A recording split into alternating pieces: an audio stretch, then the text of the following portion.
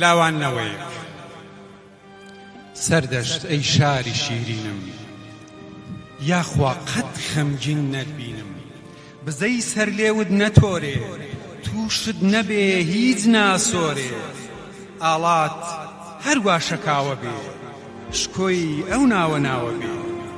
تۆی هەوارگەی بەرزی کوردان، کێبەرکەی مەرد و نامەردان. مەکۆ و هەواری دڵشادی، بەهەشتی خۆشی ئازادی. داڵدەی دڵی پڕ ئاواتی، بۆ ئاواتمان وەک قەڵاتی.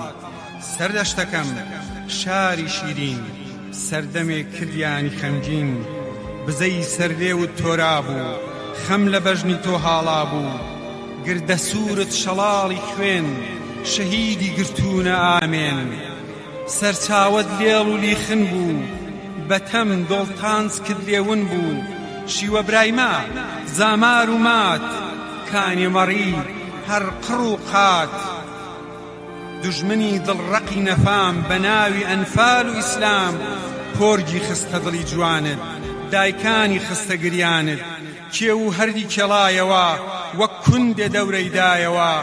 گەلێ سەرداری لێ کشتووی، زۆر بە ناحەق خوێنی ڕشتووی. بە کیمیا هەڵی کزاندی، جەرگ و دەرونی سووتاندی. ئەی سەردەشتەکەی خەمگینم، منیش وەک تۆ دڵبرینم. منیش وەک تۆ زۆر خەمم هەن، برینم گرتوویەتە شەن. خەمی خاک و خەڵکم زۆرە، ئەم برینە بە ناسۆرە.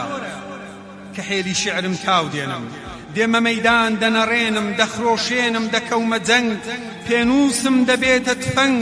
وشەکانم دەبنە گولە، دەبنە مشت و شەق و زلە. پڕ بەدەمم دەبمە هاوار، هاواری کوردێکی هەژار.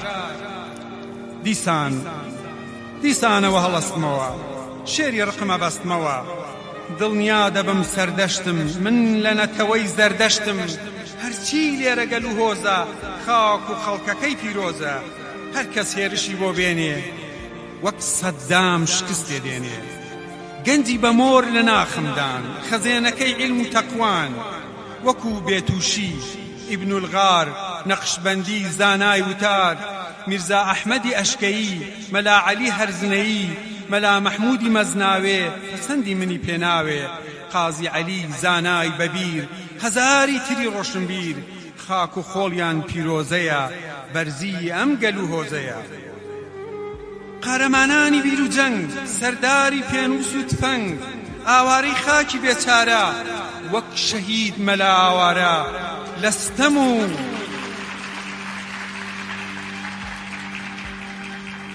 لەستەم و شای کرد حاشا، پاشای کوردان ئەمەر پاشا. لە سوێسنی تاک و ئالان، لاوەکانی ئازان زانان. لە گەورک و تیرەی مەنگوڕ، کیژ و کوڕی بەزیب و گوڕ. غیرەت لەم خاکی کوردانە، وەک چۆمی کەڵوێ ڕەوانە. ئێستا سەردەشت بەرزتری زەردەشتی تۆ، لە ئاگر ناخت ناسووتێنی. دوژمن دەمرێ تۆ دەمێنی.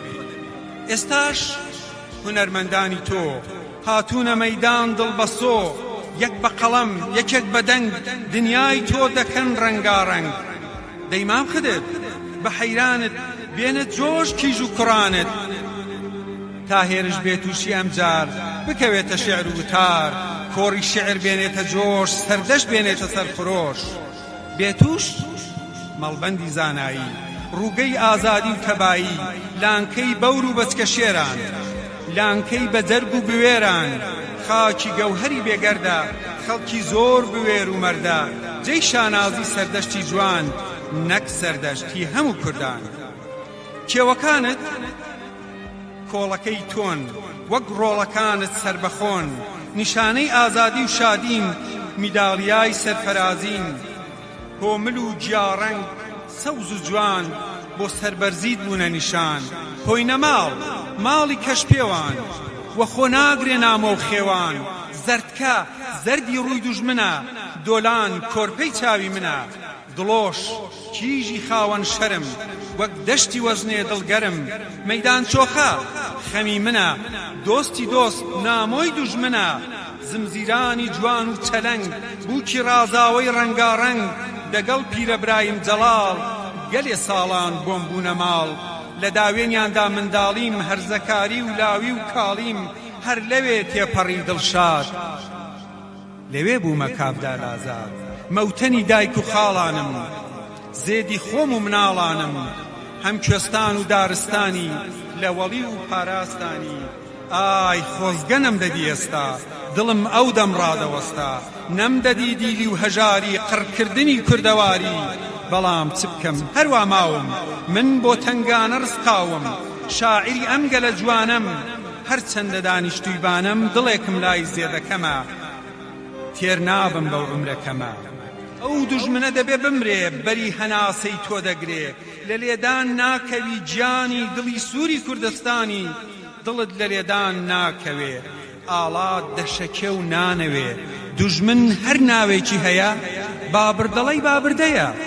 خەڵکت وەک گوڵی بێگەردن لە تنگانە ئازا و مەردن شتێک لەسەر دڵم ماوە ڕازێکە قەت نەگوتراوە داخم خەڵکت یەکدیگر نین لە ئاستی یەکترا نەوین دارستانێکە ئەم گەلە هەر ساتێکی نۆرە و هەلا بەڵام هێندێکیان نەزانن هۆرەی دار و دارستان